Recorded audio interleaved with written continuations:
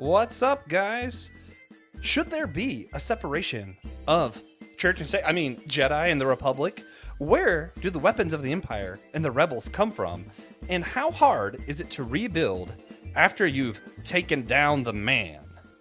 We're going to be discussing all of that and more in this segment of our primarily political series. We're going to be talking about the politics in our favorite fandoms from a Christian perspective. It's a very niche series, if I do say so myself. And Star Wars, of all things, has a ton of politics. So, pray for us. Pray for us. This is Systematic Geekology. We are the priests to the geeks. And that... But when we say that, we just mean that we are trying to be the mediators between our faith and fandoms that we all love and enjoy. There's two communities. We all have one foot in each. We're going to be trying to cross some bridges. And while we're doing it, we're talking about politics. You might wonder, why? Why is a Christian show doing politics? So we're going to do a little bit of apologetic work here just for a second. We're doing this series, primarily political, because a lot of times, especially here in the U.S., where we're all from, politics are very polarizing. And in 2024, we're going to have another national election, and I'm sure there'll be a lot of polarizing things in the meantime. So we want to show how can we disagree well, and at the same time, we also want to do something a little bit more lighthearted. So rather than talking about U.S. politics or who we're going to vote for, we're going to talk about themes, political themes in our favorite fandoms. Last time was My Little Pony. This time is Star Wars. If you want to hear the whole series, we do have a link in the show notes. You can check that out. And I, of course, highly recommend it. So go ahead, do that. Today, well, every day, I'm Joshua Noel, but today I'm joined by the one, the only, the host of your favorite Baptist-led, Bible-themed podcast, Christian Ashley, host of Let Nothing Move You. I was listening to it earlier, so I'm just kind of geeking out on that lately, and I had to, pump you up a little bit. And I'm also here with one of our two newest hosts, the one and only, the only villain, I think. When we're looking at the avatars, I think he's the only bad guy avatar on our logo, is Adam Behr, whose avatar is was it Snipely Snipes? That is not right. Snidely Whiplash. Snidely. Okay, there it is. I knew there was something like a word like that there, but I wasn't fully sure what it was. So, like I said, huge topic today, so we're going to jump straight into it. Guys, we're going to go all through Star Wars, and as always, when we're talking about the movies, you have to figure out, and the shows, everything. What order do you talk about Star Wars in? Do you start at the very beginning with the dawn of the Jedi and the Jedi? Today, I don't think we're going to talk about that at all. But do you start with the prequels? Do you start with the original series, the sequels? Do you skip the prequels, as I tend to do? Who knows? Today, we're going to start with the original trilogy. We're going to go back to the Old Republic. Then we're going to jump to the prequels. Then we're going to jump to the sequels. And actually, no, before the sequels, we're going to do some of that in-between stuff when they're rebuilding after the Empire, looking at Ahsoka, Mandalorian, that kind of stuff. And lastly, we'll talk about the sequels. That'll probably take the least amount of our time because I feel like it had less politics in it than the other series, which is something I hadn't noticed until I tried to prepare for this. There was a few things I hadn't noticed. There was that, and there's the surprising little amount I knew about the Trade Federation in the prequels. I actually had a message. Our friend Brandon was like, "Dude, do you know anything about the Trade Federation at all?" It was a struggle, but we are going to start with the original trilogy, the Empire and the Rebels. You see it in Rogue One. You see it in the actual trilogy itself. The Empire and the Rebels both have a degree of politics. How is it ran? The Empire is very kind of like federal kind of mindset of all of the planets, all of the countries, whatever needs to be under one rule and are going to, help each other, which always leads to dictatorship, especially when you're talking about movies made in the 70s and 80s. And then that's versus the Rebels, who also had to kind of come together and discuss one another. When we're looking at some of these scenes, especially when we're looking at I loved Rogue One. When you're looking at Rogue One and you see this whole thing of these people coming together, and there were leaders. There were people from the prequels who showed up, who kind of organized how are we going to go against the empire, and that kind of organization and formation is what politics are. So I thought it was really interesting to see that played out, not only in Rogue One, but especially when we're talking about our favorite original series. It's just good guys versus bad guys. And if you notice, our main people that we follow, with the one exception being Princess Leia, the main people we follow are kind of not really part of any system, right? Han Solo, Luke, Chewbacca, they weren't really part of the organized rebellion. They were people from outside the system coming in. And I think that's pretty on par for what people in the 70s and 80s were looking for, that kind of fight the man mentality. Um, I have talked a lot. So I'm going to throw it over to Christian. Christian, or sorry, I'm going to throw it to Adam this time, actually. Could you break down who is the Empire? Who are the rebels? And for anyone who hasn't seen Star Wars before, like, what exactly are we talking about? What's going on in this original trilogy? Well, for people that aren't familiar with the original trilogy, it's based around two warring factions, the Empire and the Rebels. And the Empire is basically the later stages of the Roman Empire when Caesar has taken over using political powers, using the threat of war to kind of, I lost my train of thought for a second, to kind of centralize power around him, and has now become a dictator and is now oppressing the people. And so the Rebel Alliance then comes in the attempts to overthrow it, and it's just basically it starts off as a ragtag um, uh, uh, small group of uh, factions kind of unifying under one flag to try to overthrow a dictatorship and a power, and fight back any way they can. What was the other part of the question? How where are we the state of? Remind me again. What was the other part of the question? You, I can't hear you. You're just breaking down who the Empire and Rebels are right now. Yes. Okay. I just broke it. Did I broke it down? I broke it down. There we go.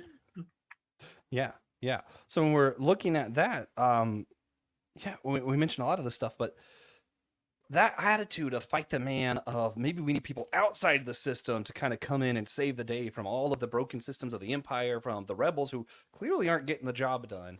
How do we feel about this kind of mentality of just we want people outside the system to be the people leading the system? Christian, you go ahead and start this one off.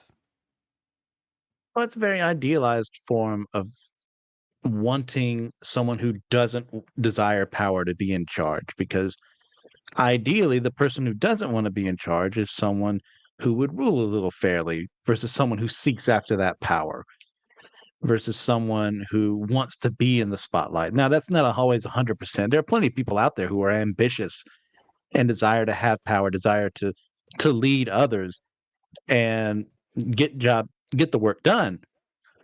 But as time goes on, as you grow up, you kind of learn, not everyone who says that why they came in here was for the benefit of others is really doing that.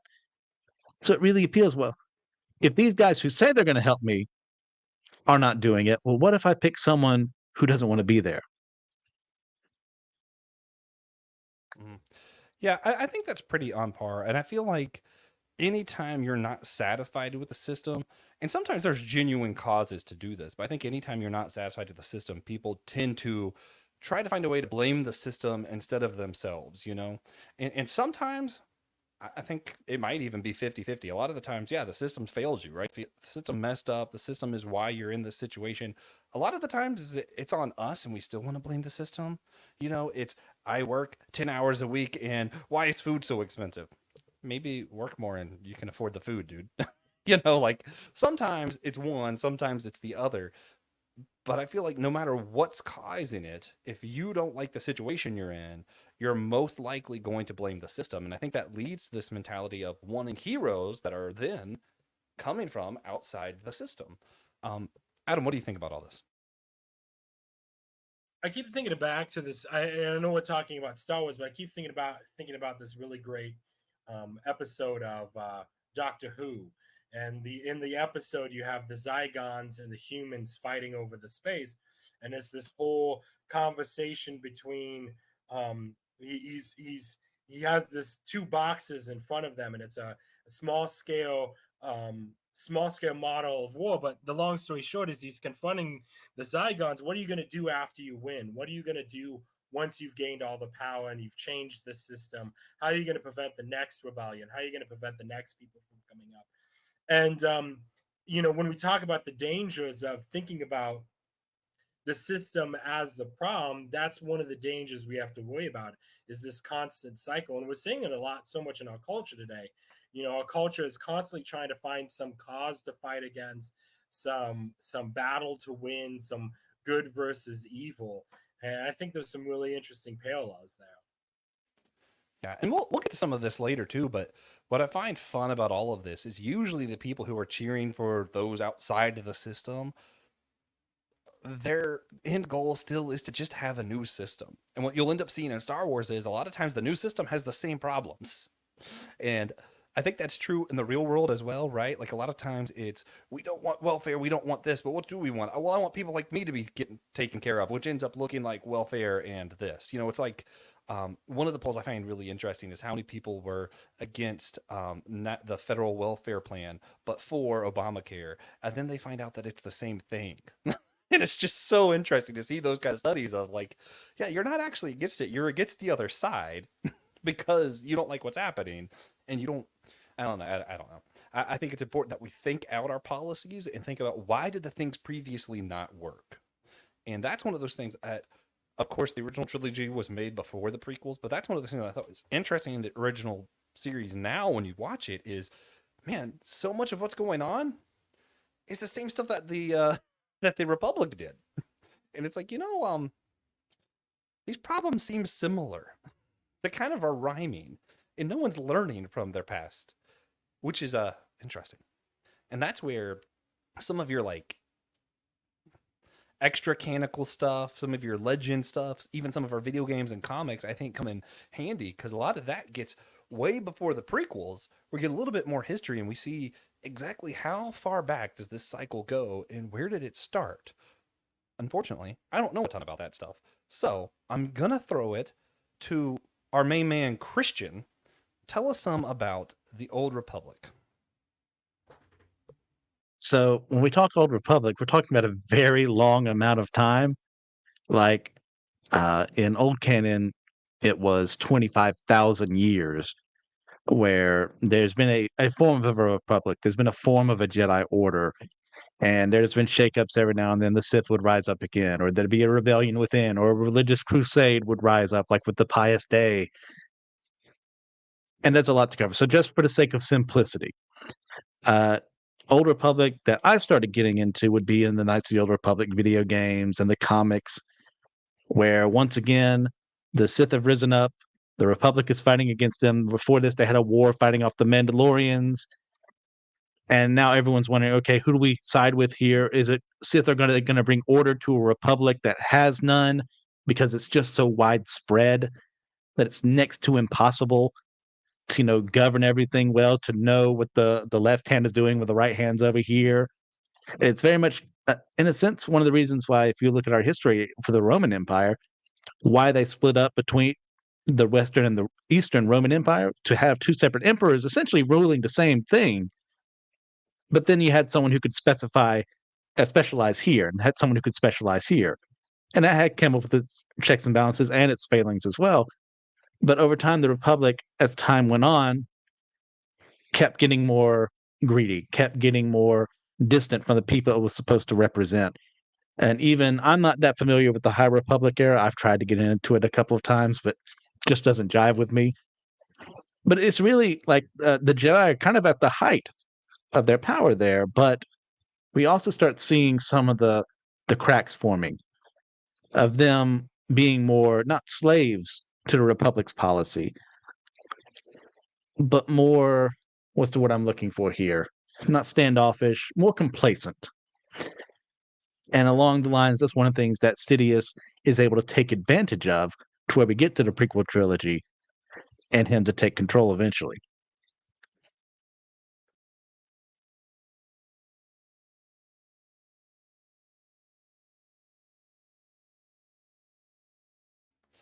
thinking of like the old Republic stuff and just all of that. Well, one of the things I find interesting too is I haven't read too much of the stuff as I mentioned. One of the things I did like, and we actually talked about on the show, where I mean you and TJ, the Darth Bane stuff.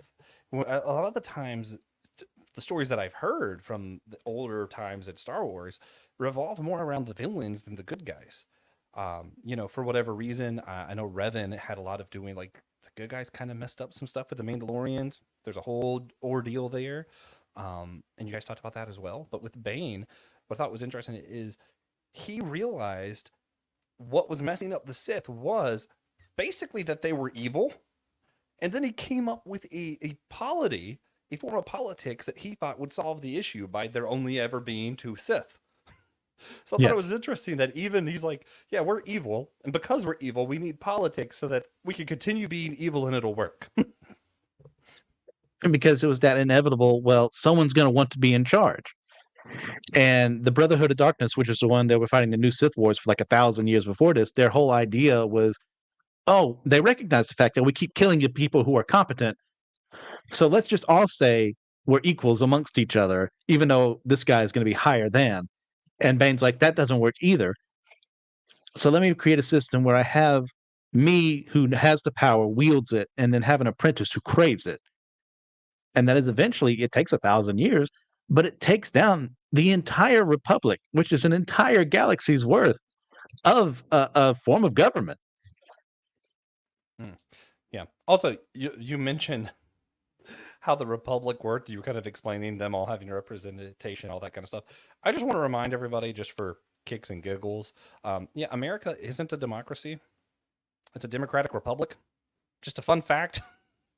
It's just one of those things that even overseas, in states everywhere, people just have this misconception of, well, how come the person with the most votes didn't win? It's because we're not a democracy. That's why. Moving on. Um, Christian, the question I have for you, you mentioned the Jedi were at the peak of their power. Were the Jedi and the Republic always tied to one another? It's one of those things like over time, it just kind of became a mutually beneficial agreement that uh, in the old canon, I don't know how they've handled it in the new canon. After the new Sith War, like the Republic has won thanks to the Jedi's help. After Lord Khan is killed in the thought bomb, the Jedi start taking more of a peacekeeping role, even though they did it before. But the Republic kind of demilitarized after a while because, oh, well, if we just have this object of, oh, we're the ones with the power, we can send our gunships and our ships to attack your planet whenever we want, then we just look like the bad guys. Versus, oh, we send a Jedi instead to parlay on our behalf. Well, now we're looking pretty good. Like we were being very reasonable here, and if you can't listen to a Jedi, then you're in the wrong. And we blatantly see that like in the opening of Phantom Menace. Yeah, well, and especially when you consider the fact that originally the Jedi, later known as the Jedi, were supposed to be the balance keepers. They weren't supposed to be all the good side or all the bad side. They were supposed to be those keeping the balance of the Force. And then you see them slowly because of how people were abusing the dark side, different stuff, becoming more just, we're going to eliminate threats, we're going to eliminate bad. And then, of course, they're going to want to protect people. So they kind of end up more and more justifying this kind of team up with the Republic until we get to the prequel trilogy. And when we're there, the there's going to be spoilers. If you haven't seen it, it's on you. The Emperor is kind of behind the scenes and he's pulling everyone's strings. And the way he's doing it is directly through the politics of that time. So, what we end up seeing pretty early on is him. He has a Sith apprentice, but he is communicating with what's called the Trade Federation. And when doing this, he basically he's kind of explaining to them, oh yeah, you can get more money and we'll give you protection. And he's playing on their desires and using that. And then also you find out later on that he's playing the Republic to feel threatened by what they're doing, so that everyone feels threatened. Polarization runs amok, and he's able to basically provide protection on both sides until polarization splits so far that it enables someone to step in as the single dictator. Adam, I'm going to throw it back to you. Could you explain who the Trade Federation is? What's going on in the prequels when we're talking about the Senate, the Jedi, the Trade Federation, Sith, all of that? Oh, that's a lot. That was well, the shorthand when we open up to episode 1, we have the Trade Federation, which their main goal wasn't real is, to monopolize and to organize the trading amongst the systems. They weren't a really military power, but they had their robots and things for protection. And um they were ultimately just a tool for Sidious, but the events of well, the events of episode 1 lead into the separatist units, these different organizations that are really unhappy with the Republic, that then unite to try to fight the Republic. And there's a really great series of episodes in the Clone Wars TV show where Ahsoka is hanging out with some separatists, and you can kind of see the other side of things. And it's a really interesting conversation. But the shorthand version of it all is you have the Republic, which is the major fort of ultimate power, and then you have Sidious just undermining it, creating discord among smaller governing bodies, and those smaller governing bodies then unite under the flag of the separatists to try to combat the Republic. And it's so, and I give Lucas so much credit because of the mirroring of everything.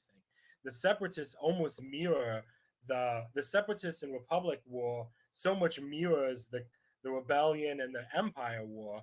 You know what I mean, and the things that they stand for, and it's all really fascinating stuff. Yeah, I give Lucas a lot of credit for the prequels as well. That's when I started disliking Lucas a little bit.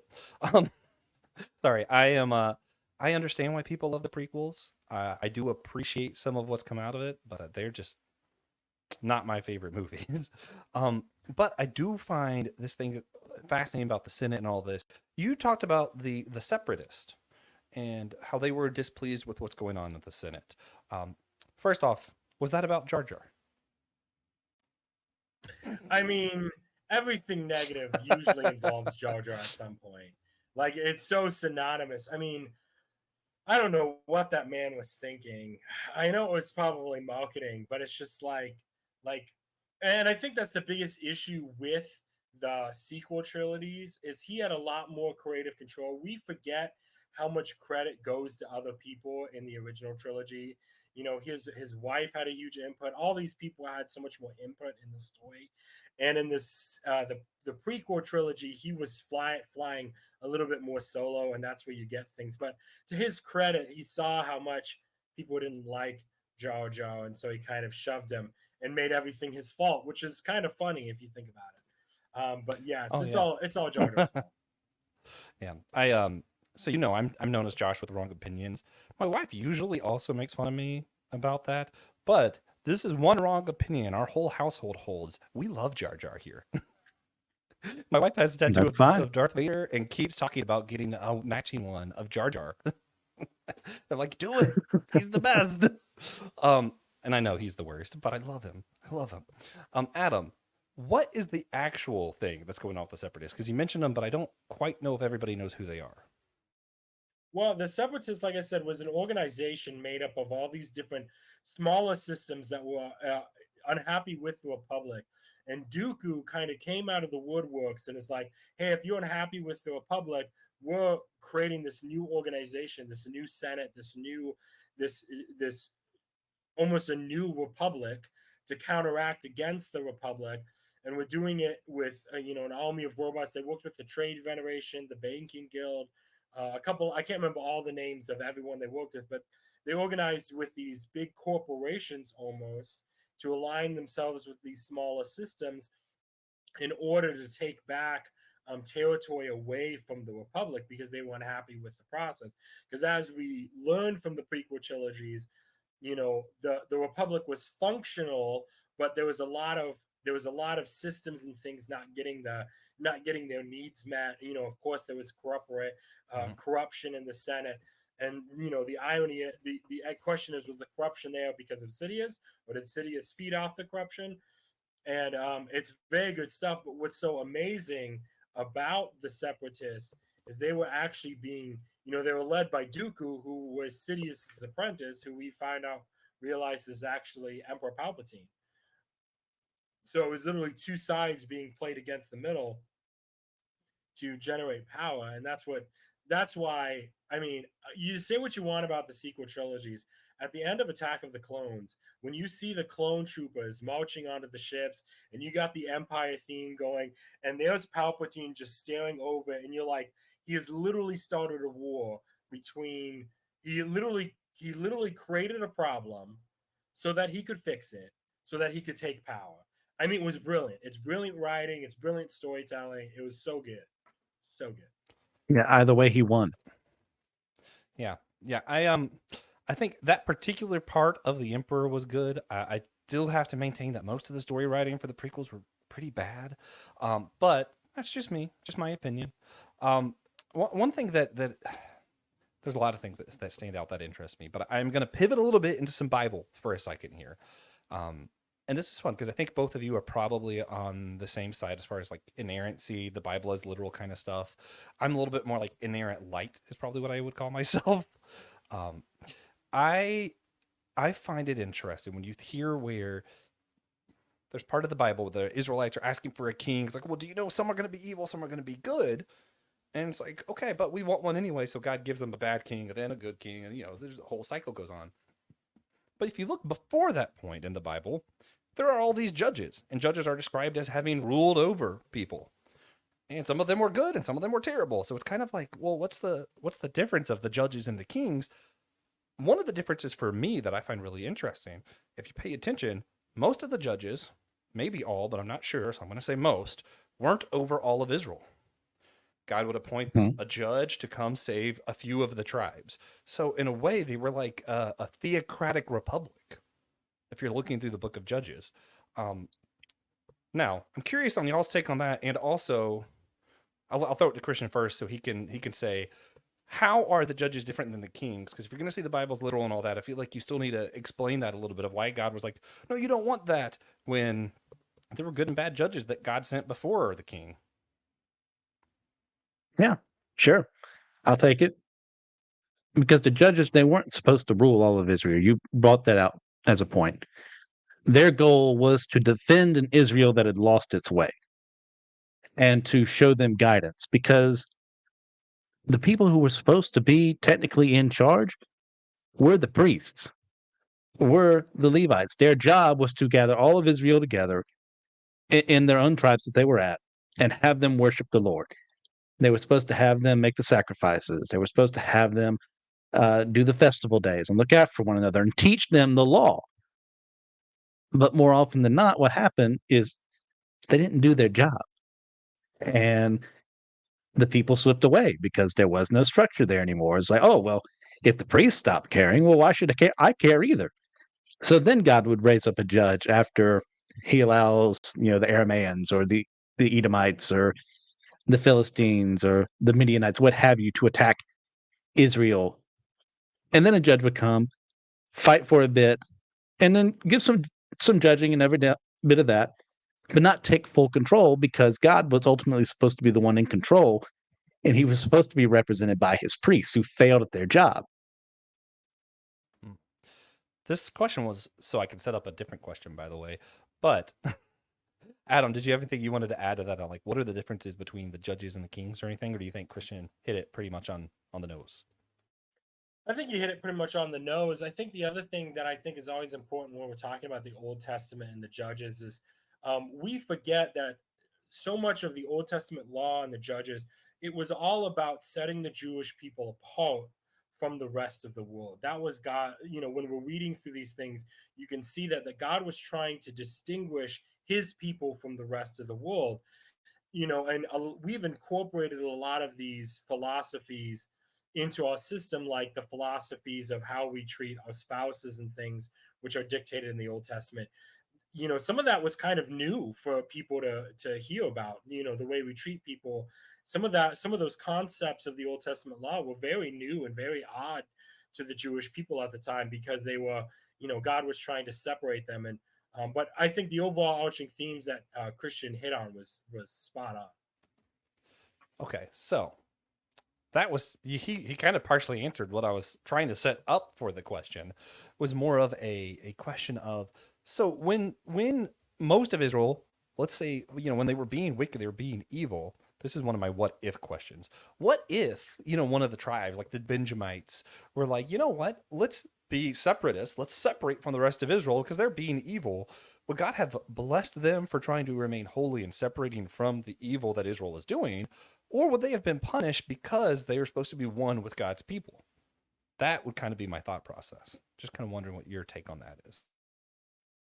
So correct me if I'm wrong. This scenario, Benjamites, everyone else is in evil. They are not, and Yeah, they're yeah. choosing to separate themselves from their other tribe. Okay, well, they would be counted as righteous because they're following the law. They're following God, but they would be punished if they didn't seek after their brethren and say, "Guys, you're losing your way.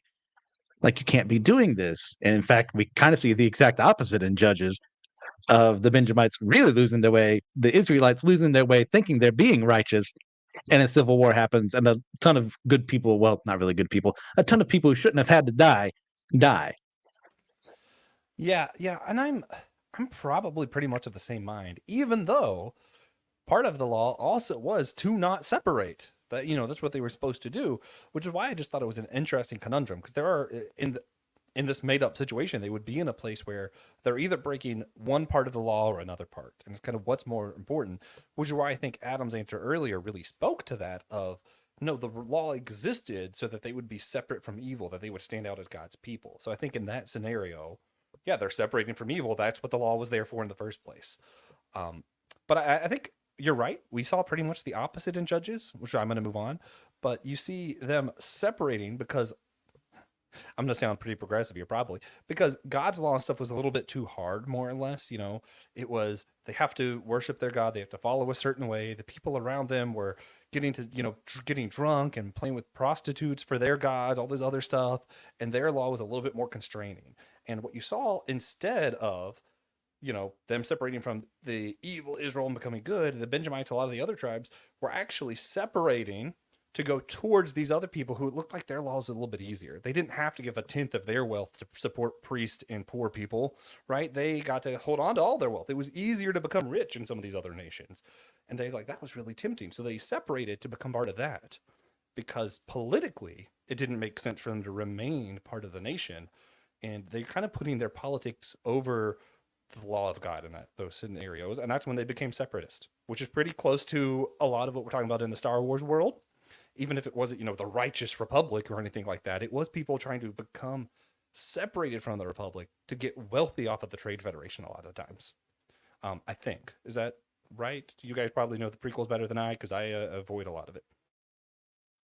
Well, what's interesting about this concept of the republic is in our minds we think, there was, we forget that the actual centers of power in that universe was all evil. I mean, even the founders of the Trade Federation, we realize, even the founders of the Separatists, was an evil group of people, and they were all taking advantage of, the poor and the downtrodden, the separate, and they were both more obsessed with their own power and their own political thing.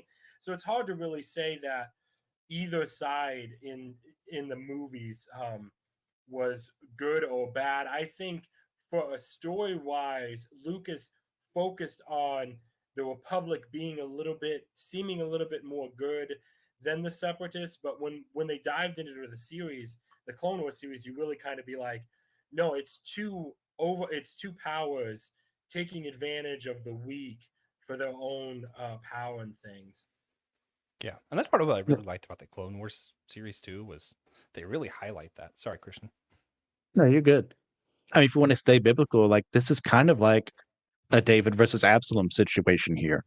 Oh yeah, Not that David is wholly the Republic, Absalom is totally the Separatist, but like to get that sense of, well, oh, he's not getting everything you need. Absalom would say, well, if I were king, if I were in charge, like I would give you everything you need. I would look after you.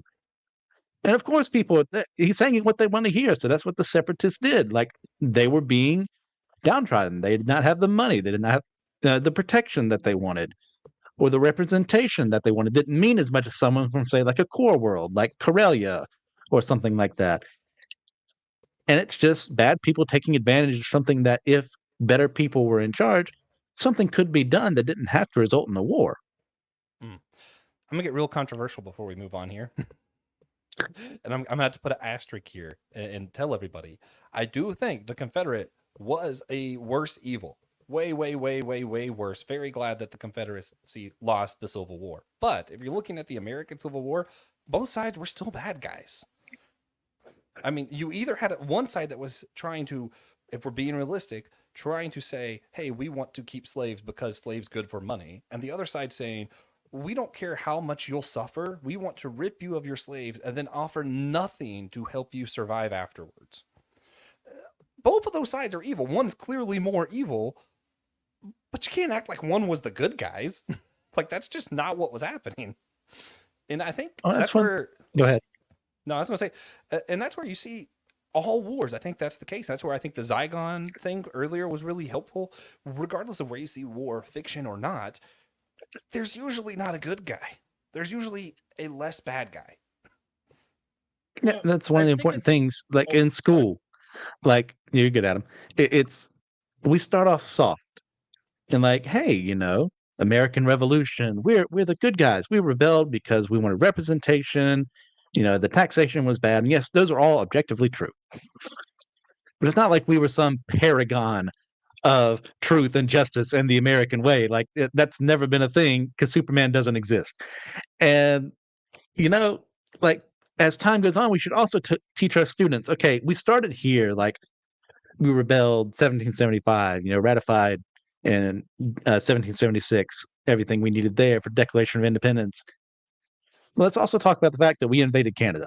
Let's also talk about the fact that we were split because of slavery, and that nuance doesn't come in. We just stay good guy, good guy, good guy, bad guy, bad guy, bad guy, versus actually introducing like, hey, over time, these are people, and people are screwed up, even when they're doing good things. Adam, you were going to say something? Yeah, I was just gonna add into the point. The common misconception is that anything we do is good. The reality is, and the Bible is clear about it, God is the definer of what is good. God is the definer of what is just and what is right. And we all fall short of that glory. And, as much as, I am very proud to be American, I'm so grateful to be in this country and have been born and raised here. But it's still not God's nation. It's still not God's country. It might be inspired by God. It may Hallelujah. be pointed towards God. And we pray every day that our nation is a nation that goes towards God and not away from God. But we are not citizens of this nation. We are citizens of God's kingdom.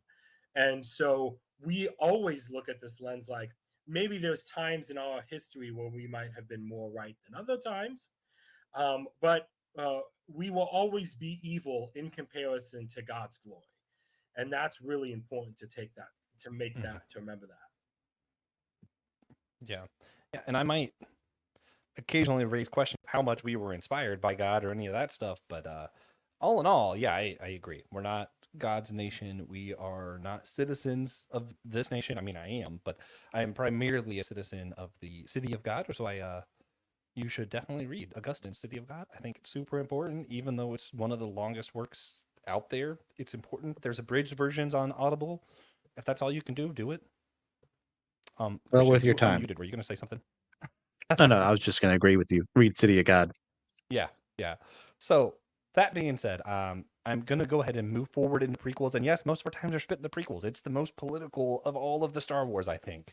I want just a couple of quick questions. First, I want to point out before this question, one thing I think is really interesting. The Trade Federation had a seat in the Senate. They were the bad guys. They were, separatists were leaving the Senate to be, part of this kind of thing, all this stuff. And yet, the Trade Federation had a seat in the Senate. The Jedi, who were incredibly closely tied to the Republic, never had a seat at the Senate. So why is it, those of you who know better, Why did the Trade Federation have a seat, but the Jedi did not have a seat at the Senate?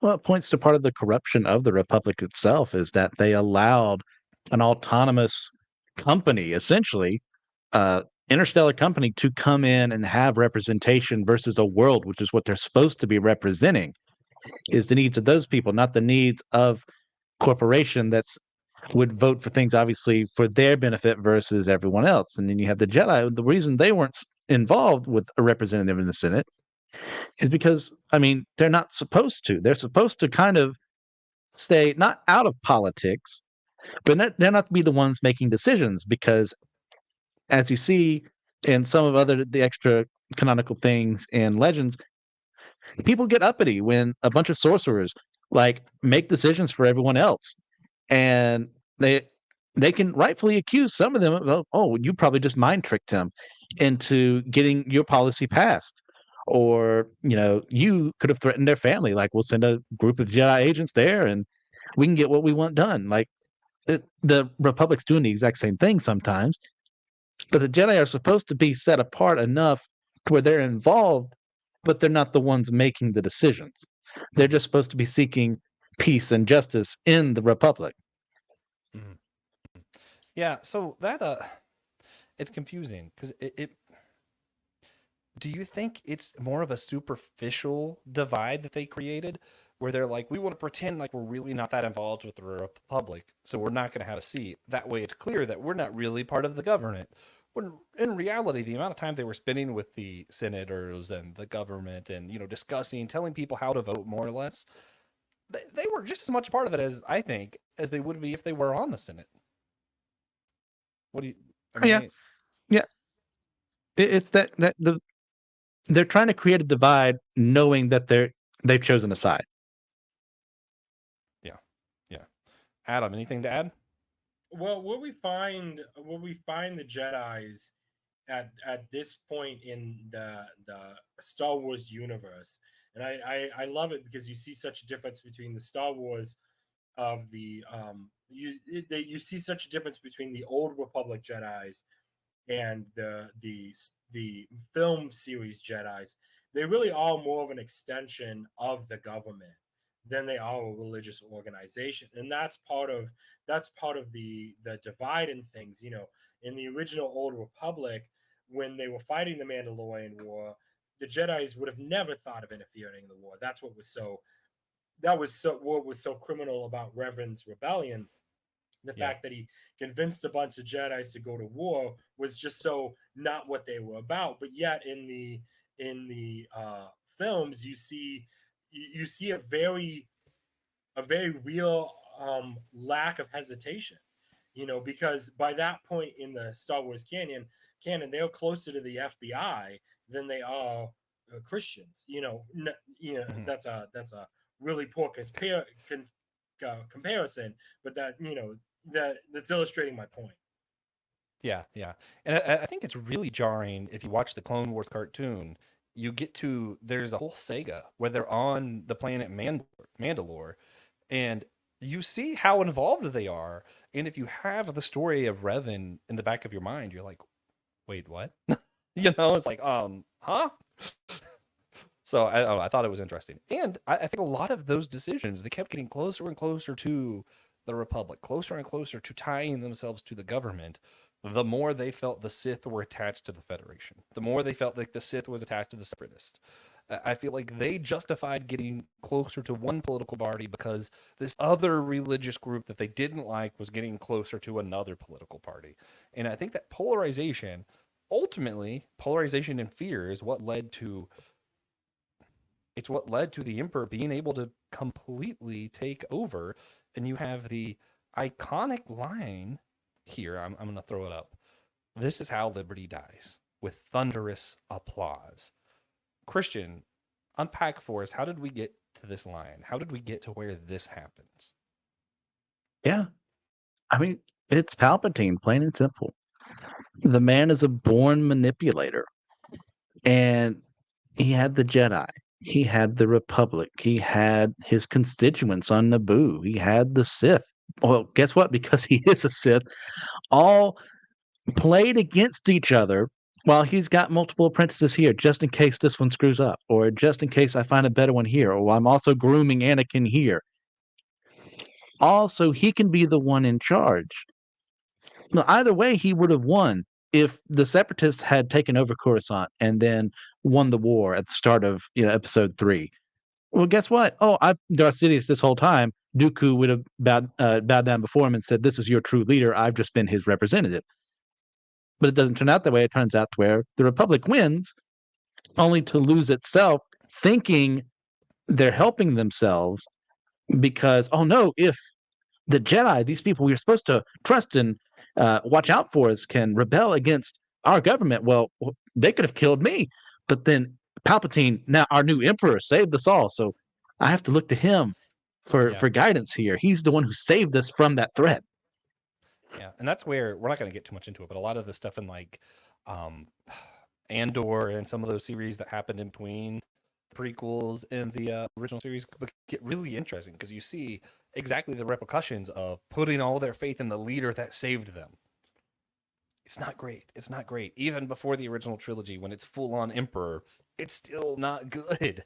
And it's just, it's fascinating when you turn to government to save you. I think that's what happens. And when you let fear and polarization consume you, that's what happens.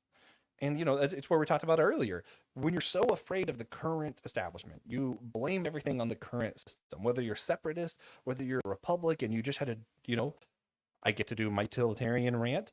They justified having an emperor because it was going to beat the bad guys. And they were like, oh, it's worth it because we know the end result. Well, guess what? They didn't know the end result. It's why utilitarianism is stupid. You don't know what's going to happen unless you are God. You do not know what's going to happen. So it's like, yeah, just do the right thing. But that's not what they did, right? They let fear, they let polarization consume them. So I guess the question then becomes, hey, the polarization I think was just going to happen. As long as there's fear, that's going to happen. How much of it is to blame on the Jedi's pairing themselves so closely with the Republic? Should they have just only went after the Sith, ignored the political aspect of it all, and just kept to their own belief? Or were they right in going after, becoming part of the government, and this was just inevitable? Well, they'd be fools not to be involved at all. Because, like, if you're going to represent someone's interests, you got to be aware of what they're doing and what they want to happen. So if you totally isolate yourself from that and just show up every now and then just to do what they tell you to do, well, I mean, are you really doing your job? You're not vetting anyone. You're just kind of there. But then that becomes, well, how close is too close? It's that sense of how can I be part of this world, but not of this world at the same time? Like, how do I represent Christ well, love other people, and yet not give in to evil, not say, oh, it's okay what you're doing, just for the sake of peace or a false sense of peace? And it's one of those questions that's not easy to answer because there's so many issues you have to consider. So I don't think the Jedi never should have isolated themselves from everyone, but they also got too close for their own good. Where is that line? I don't know. I'm going to push back at them, let Adam push. I don't think they got too close for their own good. I think they aligned themselves too much. I think the Jedi themselves fell for the polarization. If the Jedi would have been just as close and attacked both the Senate and the Federation and the Separatists, called everyone out for where they were wrong, instead of only calling out one side, I think it might have done more good. Maybe. I don't know. George Lucas was directing. Adam, what are your thoughts on all this? They lost. They lost before they were done before the show, before the film even began.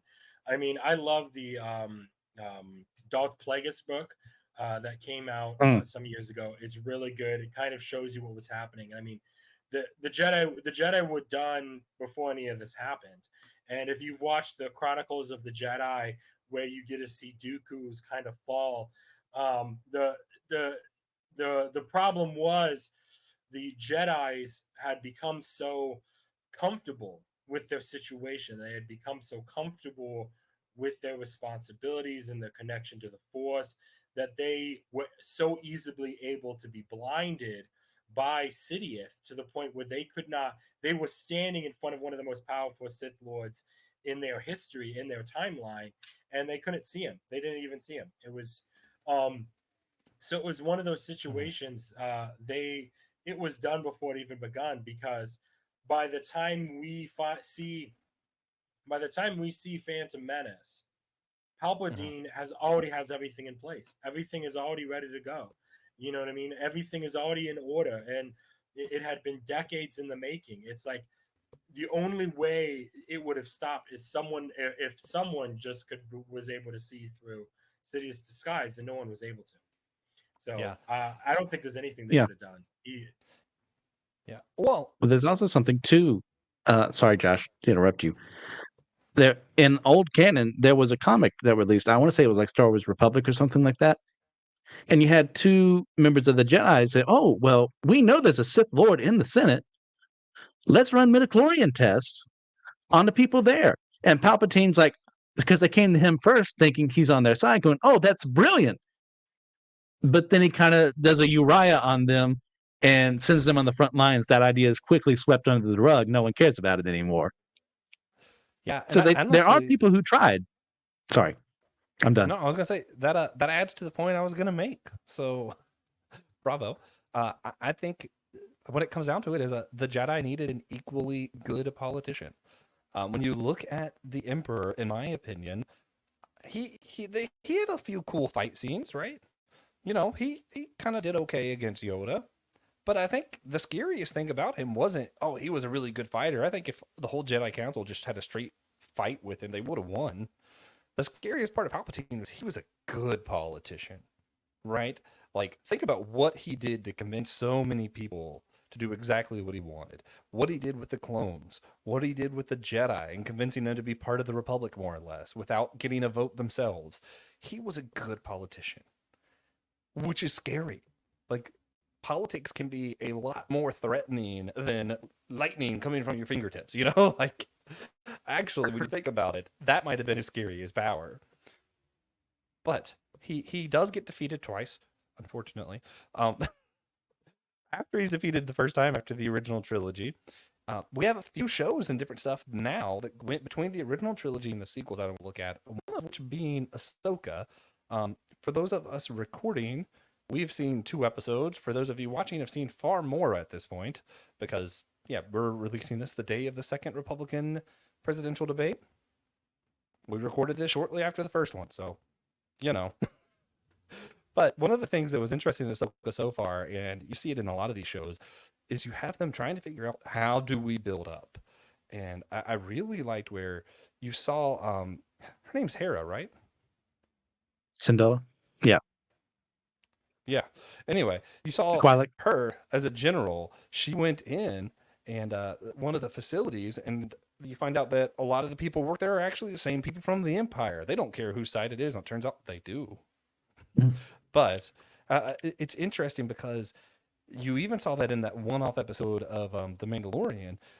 A lot of what's running the Republic are people from the Empire because it was so massive and so consuming. They couldn't figure out how to run it without that. Um, I was gonna throw this to Adam, but I'm not sure if he's here anymore. So I'm gonna throw it to Christian. Um, what's going on in the big void after the Emperor falls? How do we see the new republic trying to build? What does it look like for these people to try to create their own government now? Well, we see the difficulties with that. Governments aren't created in the span of a day, and they're dealing with an empire that, for all its flaws, did have a sense of control over an entire galaxy that the Republic didn't. Obviously, they did it through very underhanded and evil methods. But how did they, representing better ideals, do it? Well, one thing we had to learn through history is that when West and East Germany were separated, we had on West Germany, the Allies were trying to create a government there, but there just weren't as many capable people around to represent the German people within their sphere of influence because A, they'd either been killed or they'd gone underground or they were afraid of, the Nazis rising up again or something like that, or the Soviets coming in and taking over their country. So one of the things that we were forced to do, for better or worse, is there were still alive Nazis, and we allowed some of them in positions of power in West Germany and West Berlin and stuff like that. Because it was either that or send untested people in there.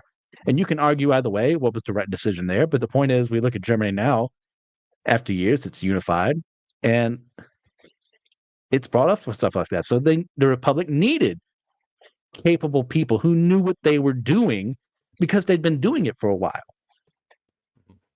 Yeah, and that was man, that was part of the problem. Well, I'm going to do this a few different ways. After World War One, German was put in a terrible spot. That's part of why Hitler was able to rise and do everything he did that caused World War II.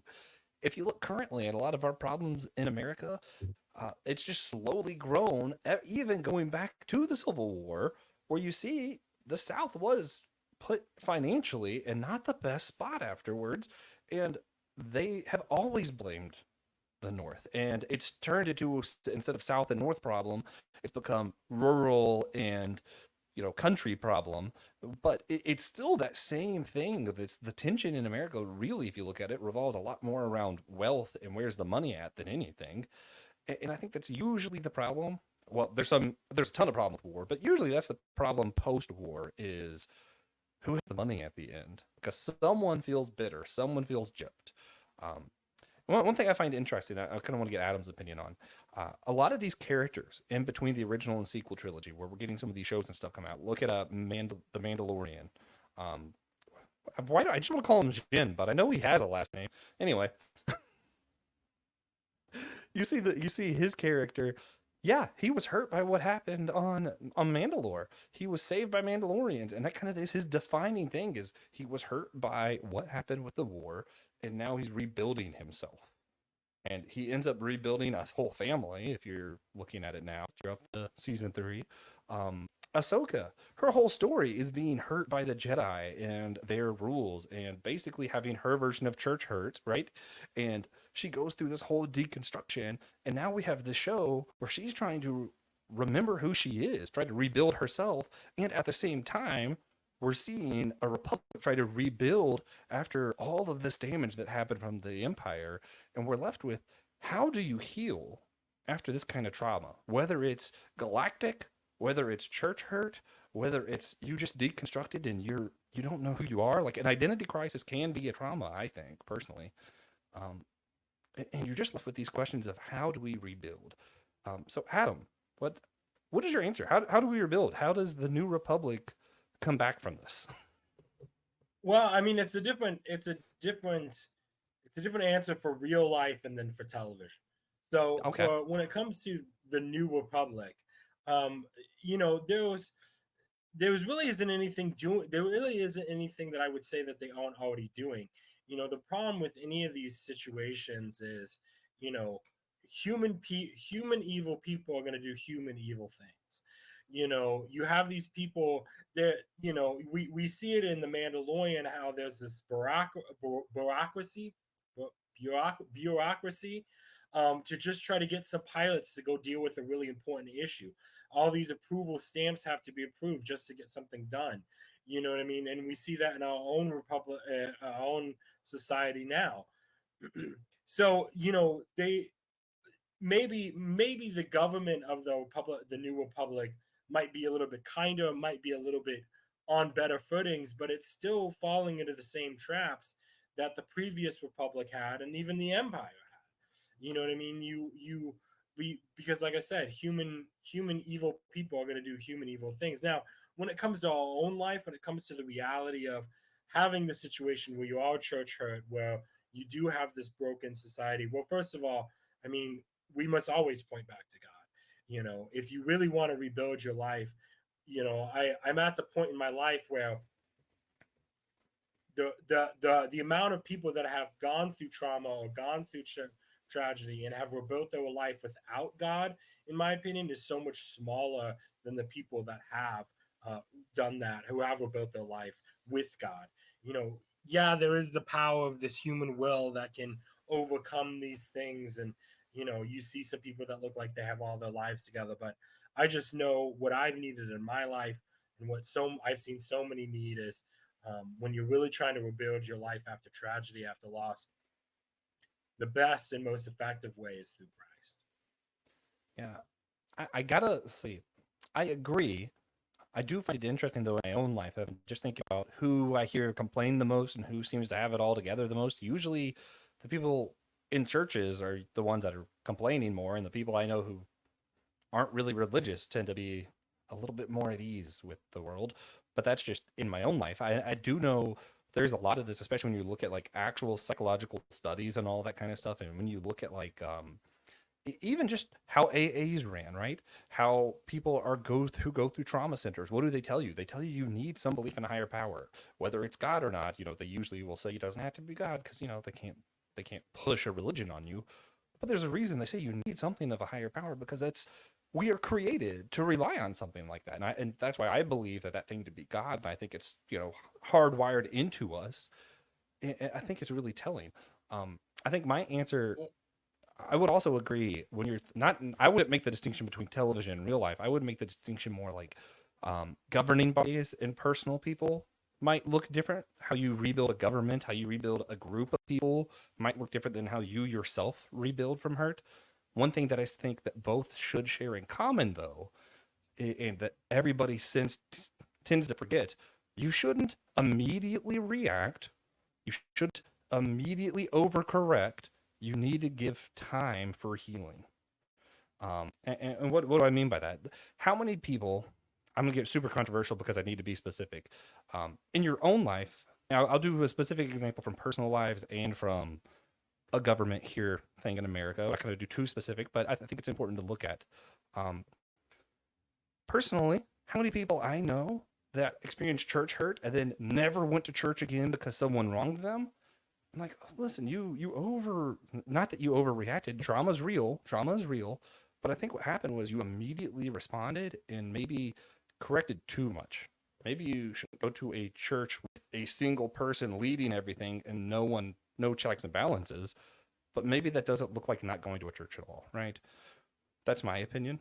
And when I look at like our government, the amount of people who, they voted not to impeach Trump, and that either makes them a great person or an evil person, depending on what side you're on, right? And I'm like, wait a minute. I know lots of good people who've made really stupid decisions, and I know lots of terrible people who've done stuff that helped me a lot.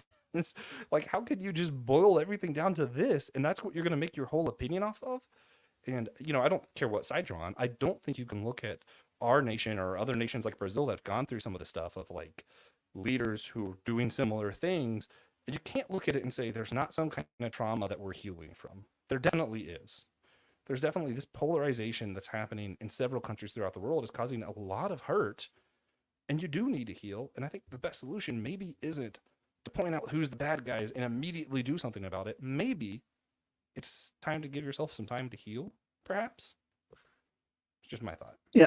I yeah, I'll agree with that totally. I mean, to go back to Star Wars, one of the new canon things that I really don't like that was done, I believe the novel was Aftermath. It's been a while since I've looked at it. Is as part of that healing process, Mon Mothma, who becomes leader of this new republic, demilitarizes the new republic.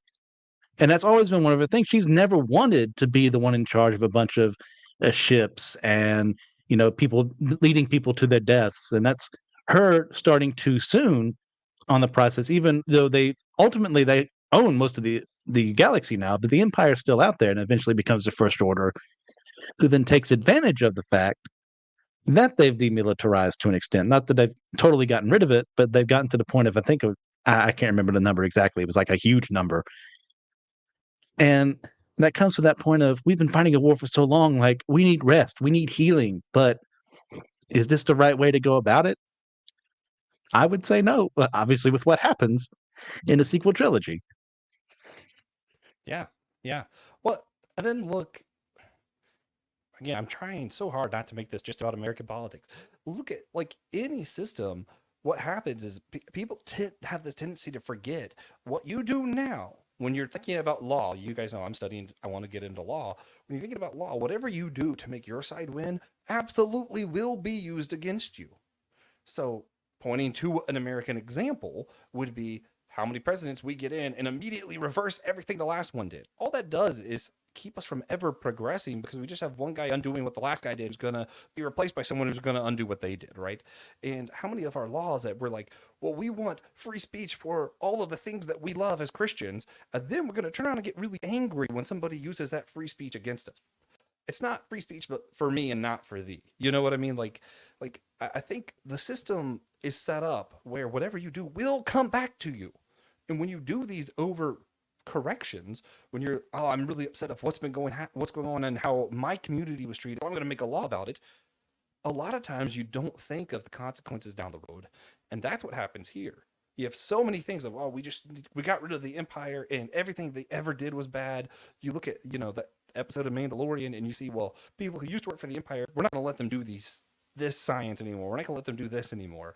And how that immediately turns back around and hurts their side. And that's always going to be the case. It's why Star Wars will never be settled. That and the fact that they always want to make money. They keep just undoing what the last guy did so that they could be replaced and have that undid again. Well, we're seeing this in our society right now in real time. You know, we look at the oppression that uh, certain communities have faced, the very real oppression that certain communities have faced in our society. And now you see factions of those groups now turning around and wanting to impose the same oppression on other people. And so, the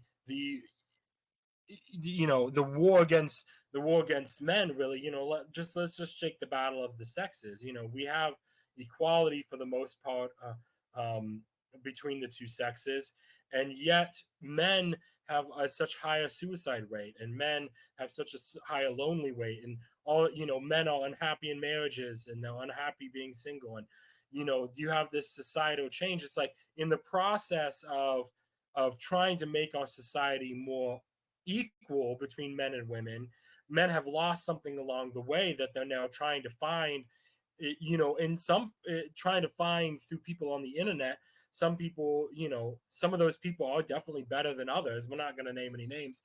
We'll just let you fill in. But, and so we're seeing that. So in the process of solving one um, real genuine mistake in our history, the way we treated women, we are now overcorrecting, and now we have this really deep disillusion of men that's causing a huge mental health crisis in our society. Not to try to devalue what women are going through, but one solution is causing another problem. And it's just the same thing when we go back to the republic and things like that. As they solve one problem, they're just creating more and more in its wake. Yeah, I think what's interesting about the women thing in our culture, you do see where this is happening to men, and yet at the same time, you still see a lot of issues of women not getting paid as much. Women being going through certain things and not necessarily having equity. It's still like we still have a lot of work to do if we're gonna have equality among the genders, and yet it seems like we're going about it the wrong way because rather than lifting up one gender, it seems like a lot of times we're just taking the other down. And one of the things I really liked about the Barbie movie, we're gonna just go all over the place today. I enjoyed how it started off in Barbie world where women had all the power, and you saw how damaging that was for Ken, and you saw how that damage caused him to create a world that was damaging for the Barbies. And in the end, one of the things I really liked was it wasn't, oh, Barbies have power, yay, everything's good again. It's, hey, maybe we actually do need to include the Kens. Maybe both are important. And that's one of those things I really liked. Even though it didn't come up with a beautiful solution at the end, it still acknowledged that we can't just tear one side down and think that's going to fix it. And this goes beyond genders, it goes through everything. And that's where one thing I think Star Wars is really good at showing us that when you just tear one side down, it doesn't solve the problem. Even if that side is the Emperor, the evil of all evils, just tearing that down isn't going to make everything better. Which Well, is and where we have I to. Oh, I was just go gonna ahead. say, and it was just like what we were talking the other day about Mutant Mayhem. God loved the prostitutes as much as he loved the Pharisees. And we have to remember that Christ loved them both equally, and he wanted the same thing from both of them.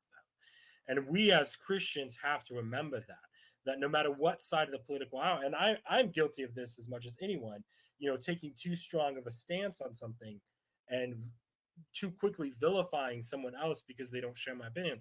I've done that numerous times. I could write a list of all the people I need to apologize to for doing that. But as I got older, I realized, it's important to take these stands, but it's also important to take these stands in a loving, Christ-like way. And that's almost as more important, is doing it in a loving, Christ-like way. Yeah, I second that, and I know Christian well enough to know he's going to third that with a thumbs up there. There we go. But it leads really well into one thing I did like in the sequel trilogy. I know everybody has their complaints, everyone has their loves, but everyone liked The Last Jedi. I know that for a fact. No one had an issue with that particular movie. I'm joking. I know both of my my fellow host here didn't love it. It's one of my favorite Star Wars movies personally. But one of the things that I loved in this movie, there was a lot. One of the things I did love, I don't remember this character's name, but there's this guy, DJ, who that's such an easy name to remember. We have a host called TJ. How could I? Okay, anyway, DJ, yeah. He does all kinds of stuff, but he pushes weapons and he sells them not only to the rebels, or not the rebels now. What are they? It's something in the First Order. Is it the New Republic in the First Order? What is the good guys and bad guys? The Resistance and First Order. Yeah, it's a lame name. It's one of many problems. But Resistance continue. Is such a lame. Yeah. Okay. Anyway, the Resistance. Who were they resisting? We're resisting any challenge to our power. What is First Order? Yeah, continue. Remnant was such a better name. In the legend, sorry to get on a sidetrack. Remnant was the name of the forces of the Empire after in the Legend series. And that's such a better name, Remnant. Yeah, that's better than First Order. That's better than First Order. A lot of things would be better than Resistance. Anyway, yeah, he wasn't just selling the weapons to the Resistance. He was also selling it to the First Order, the good guys and the bad guys. Why? Because they wanted to make money. And the whole city he's from, they're making money from both sides. They could care less who's winning, good or bad. And part of why I love that is that's how the Emperor won. He didn't care if the Republic won or the Federation. He was going to win either way. And I think in the end, evil wins when polarization wins. When we polarize, that's when the bad guys win. And I think what's cool about the sequel trilogy to me is it wasn't blatant evil that won from polarization. It's the rich get richer, the poor stay poor. And because that's something that's true in real life. As long as we let the politicians push whatever agenda they are and argue about it, and they never do anything about it, we just keep voting and hoping our side wins because eventually that's going to fix it, right?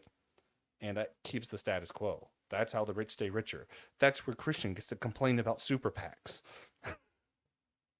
Christian, you want to complain about super PACs? Yes. There are 3 things I like about The Last Jedi. I like the porgs, I like the crystal foxes, and I like DJ. But not for the reason Joshua likes him. Because I think it is one of the most poorly handled parts of the film. Is that idea of, well, everyone's just profiteering off of this right now. We go to Canto Bight, and it's this random casino planet no one's heard of before. And, we see people representing the Resistance there. We see people representing the First Order there. We're told, but we're not shown that well. And DJ makes a good point. If we were shown more of that dealing, if Rose and Finn had in the midst of trying to find someone to help them save their people, and time has always been weird in Star Wars, so I can't fault the film for this. They spend all this time here on Canto Bight, then make their way all the way back on a chase scene. It is what it is. And the idea is solid.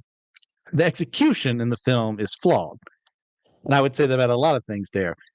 But I like him because he does represent that idea of, I'm just going to make my way through the world. And if that means I have to pal up with the First Order, I have to pal up with the Resistance, and then I make some credits, like, I don't care. Whoever pays me, that's my side. And they'll end, like, when Finn and Rose are about to be executed on the whatever the Super Star Destroyer is for that film, if they called it something else. And Finn gives us like generic hero line of, like we'll get you, or you'll pay for this, or something like that. And DJ kind of looks at him and says, maybe, and then walks off. Yeah. One of the other things I liked about DJ, thematically, he is the anti Harrison Ford. He is the opposite of Han Solo. Han Solo was like, yeah, sure, whoever pays me, that's what side I'm on, blah. But in his heart, in his core, Han Solo was good. And he comes in to save the day. And what's interesting, he was the good guy. Because, like we said, the original trilogy, the good guys were those who were outside the system. Here, it's one system versus the other. And this guy who's outside the system is the bad guy. And he's very much the bad guy, right? Like he just, I'm going to sell you. I'm going to screw you guys over because it's going to make me money. And then I'm peace out because I got my money. That's all I cared about. And I think it's really interesting how much of a contrast he is to Han Solo's character one movie after Han passes. Like it wild to me how they did that. But as far as like polarization, once pitting one side versus the other, being how the rich stay richer and how people make money, all that kind of stuff. Adam, did you have anything you wanted to add to that conversation before we get to one more thing before we wrap up? No, the this whole the whole concept of the rich get rich and the poor get poor. I mean, even biblically, when you look at it from the biblical times, it's a story of human history. It's a story of the human progression. We were talking about earlier how we all were. You made a comment about worshiping and how I won't go back there because I'm having a train of thought issue. But um, what we're seeing today in our political field, we can go back all sorts of points throughout history and see that it's the exact same thing. And we have to remember that, that's what's so interesting about life and about even the film Star Wars is you keep going through these same cycles is because we're so desperate in need of a savior. So it's desperate need in something outside of our system, a being almost that's not made up of time, space, or matter, aka God. Um, to step in and to solve these issues that we keep having because we keep going through the same cycle. We see it with the Israelites, we see it in our society, you see it in our country. I mean, and so that's what's so interesting about us and about us as a creation is that we just keep getting these same patterns over and over again. Yeah, yeah. Couldn't have said it better myself. And the final note here, which I have to say, I want to say I'm not really a sequel trilogy apologist. I apologize for like I'll make excuses for the Force Awakens, right? I'm like, yeah, it wasn't that bad. You guys are over, but whatever.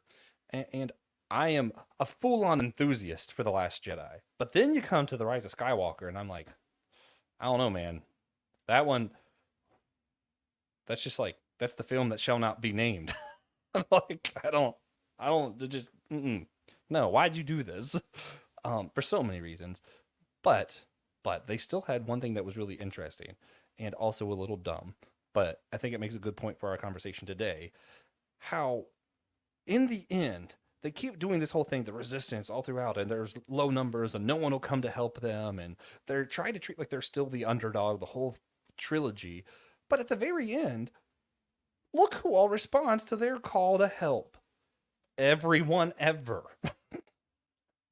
That turns out that they really shouldn't have had any challenge at all. And I think that's what blows my mind. And I don't know if this was just an oversight of the movie directors, whatever, or if it was just kind of this supposed to be this hope that there actually was more good in the universe after all, what they were trying to do. But what this speaks to is if they were doing politics correctly, all of these people would have been here from the get go. They would have just snuffed out the First Order, and there wouldn't have been any of these films.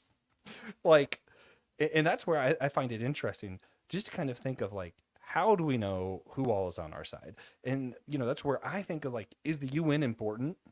Is it important to have like the United States? Because even though I'm not all for federal government, like I like to minimize federal as much as possible, go to the states. Is this where it's important to have federal government, to have things like the United Nations? Because we want countries like Russia to know that if they attack Europe or England, they're going to get every spaceship ever appearing. Would Kylo have thought twice about taking over the First Order if he knew this is what he was facing? Maybe, because it's literally would have been impossible. What do you guys think? Was this just bad politicianing that do they need their own version of the UN in the Star Wars galaxy? I think this scene suffers, like many things, from the fact that there were other minds making stuff instead of a unified, you know, group of a confederacy of people making decisions. Because you get to the Last Jedi, and there's that sequence where they call out for help before they end up on Crate, and no one shows up. Well, what's the difference here? Like, well, you tell me Palpatine is back and he's got these super star destroyers that can destroy an entire planet because he's had these resources this whole time to do that, magically. And sure, then the only thing I'll say for this is that, if Billy D. Williams told me to do anything, yeah, sure, I'd listen. That's it. It's like Lando says, "Okay, guys, it's time to act up." Yeah, sure, I'll listen to Lando.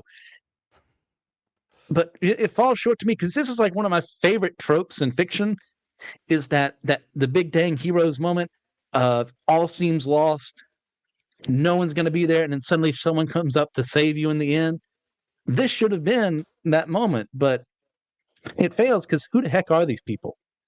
We're told they're Yeah. the galaxy, they're representatives from all across the galaxy, which once again, it's that show versus tell. We're told that, but like we haven't seen these people in contact with the resistance. We haven't seen, maybe in Last Jedi we had a scene where, had representatives from different planets say, we're just not feeling this. You guys look like you're about to lose. That could have been something. But once again, like Johnson didn't know what Abrams was going to do in the ninth film. So, and that's not really his fault. Yeah. So, to your Although point, go ahead. I was gonna say, uh, Johnson did have a script for his own version of the night film. God, it was so much better, like infinitely better. Man. I think Yeah. he got made Anyway, into a graphic novel. I think I read part of it. what really? Oh, okay. I need to check that out. Yeah. To your point, like, would a UN kind of system work well? Well, let's look at our UN. They've done peacekeeping in the world, but they're not like, and they shouldn't be, they're not a one world government kind of situation to where they make all the decisions affecting all nations. They're not a European Union. They're not like what the representative of our government is for the 50 states that we have and the Commonwealth and so on and so forth. Yeah. Frankly, I don't think that's possible. I'm glad we have the United Nations. I'm glad things like UNICEF exist, WHO exist, and that we're able to look after people elsewhere. But as far as making decisions for everyone, well, who's to say Yeah. that you're right? Yeah. I'm very anti world government, but I am in favor of stuff like the UN, stuff that's like, hey, if you cross this line, we're all gonna show up.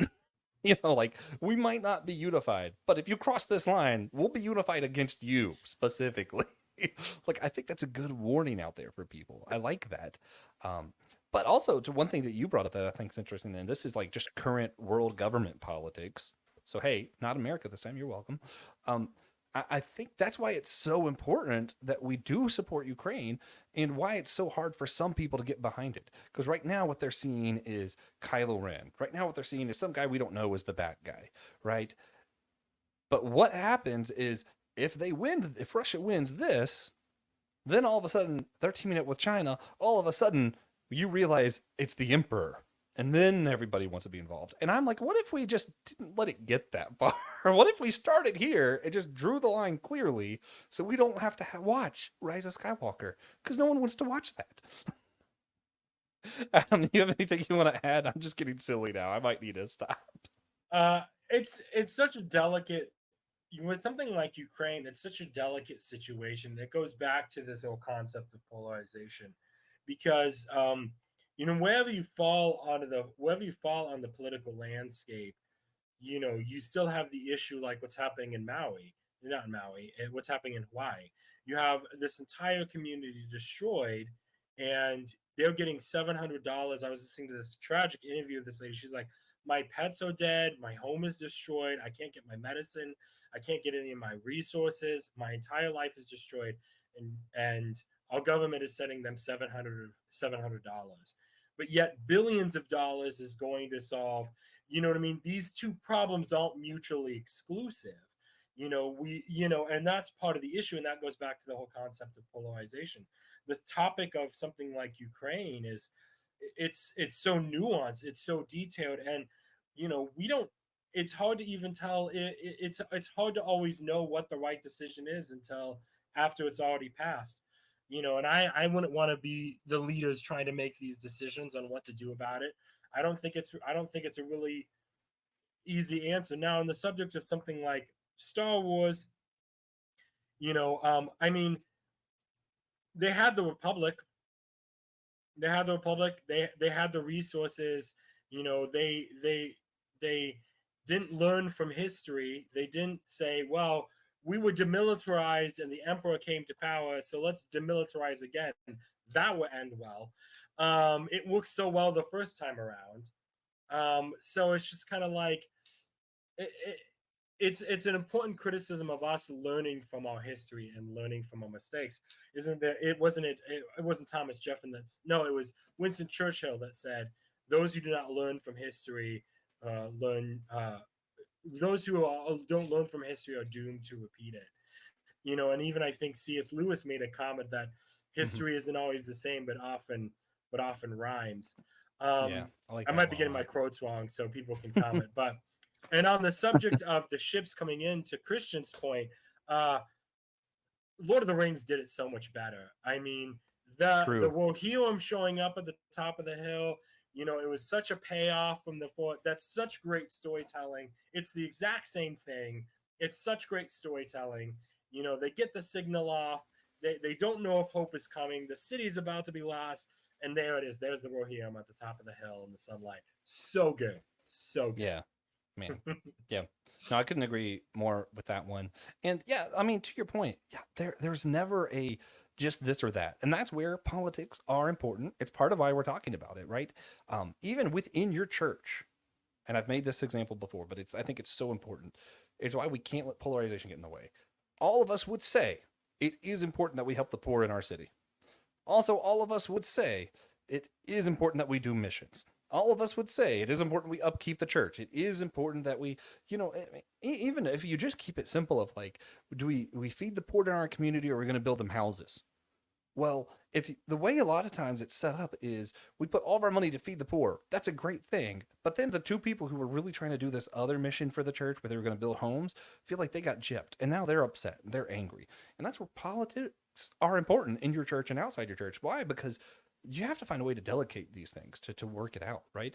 Um, much to our examples in Star Wars, if you just only put all the focus on Emperor or the rebellion, like what happened in the original trilogy, you get a lot of people like Han Solo who might starve, pretty much have to do illegal activities if they're going to make enough money to get by. And it's like, yeah, that's kind of terrible.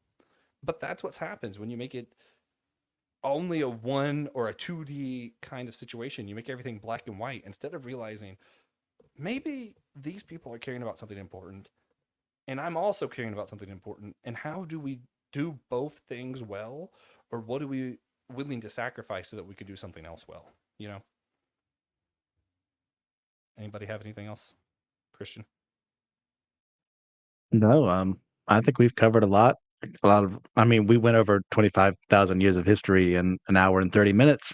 So there's still plenty more we could go, Oh yeah. but I do think I've said all I need to say. So you would say it's you would say that it perhaps is time for the wrap up. Is that what you would say? Indeed. Yes. I think we could do that. I think we could do a wrap up here. So I I did want to go ahead. We're gonna do, as always, we do our recommendations. I'm not sure what to recommend. I'm gonna recommend reading more Blue Beetle comics because I've been reading a lot since I watched that movie, and because I read some when I was in high school and I loved it, and I'm like, you know what, I might still love this, and I do. I love Blue Beetle comics. Check them out; they're worth it. Christian, you have any recommendations for everybody? Yeah, sure. Just to stick it to the Star Wars theme for right now. If you want a good old-fashioned game, that sure, some of the graphics aren't as good as they were when it released forever ago. It's not as modern as everything now. Go play some Star Wars Rogue Squadron, and you can enjoy, you know, guilt-free, a rebellion, fighting against an empire, and becoming a new republic and just blasting the Empire in ships like guilt free. It's wonderful.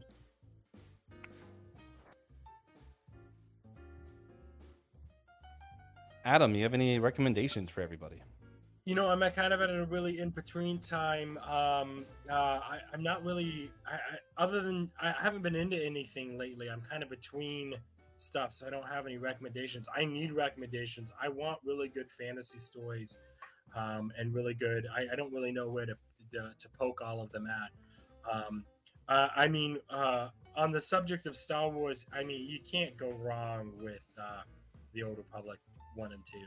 The Knights of the Republic 1 and 2. You can never go wrong with those games. I mean, there's just great, wonderful nostalgia. And then now that they've shown up on every platform, including your phone, there's no reason not to have played them at this point. Yeah, yeah, have to agree.